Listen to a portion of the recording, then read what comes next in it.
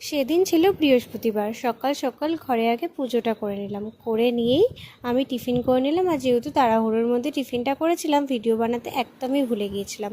তো তারপরে রেডি সেডি হয়ে দেখো গরমের মধ্যে বাইরে কত রোদ, আর আমি বেরিয়ে পড়েছি।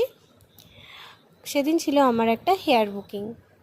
তো 12টার সময় টাইম দেওয়া ছিল, তো আমি 12টার মধ্যে চলে গিয়েছিলাম, কিন্তু গিয়ে মহাবিপদ। অনেক খুঁজে খুঁজে অবশেষে বাড়িটা আমি পেলাম, কারণ এমন অ্যাড্রেস দিয়েছে দিদিটা। তো আমি খালি একবার এদিক যাই তো ওদিক যাই, তো অবশেষে পৌঁছালাম। তারপরে গিয়ে একটু বসলাম, বসে একটু ঠান্ডাও খেলাম, তারপরে খেয়ে দিয়ে হেয়ার স্টাইলটা করে ফেললাম। তো কেমন হয়েছে হেয়ার স্টাইলটা আমায় কিন্তু কমেন্ট করে অবশ্যই বলো। তারপরে বাড়ি ফেরার পথে একটু লস্যিও খেয়ে নিলাম। যা গরম পড়েছে, বাইরে বেরোলেই মনে হয় যে লস্যি আইসক্রিম এই সমস্ত কিছু খাই। তো চলো আজকের মতো ভিডিওটা এখানেই শেষ করি। ভালো লাগলে লাইক কমেন্ট শেয়ার করে দিই। ততক্ষণ তোমরা সুস্থ থেকো, ভালো থেকো। নেক্সট ভিডিওতে দেখা হচ্ছে, টাটা।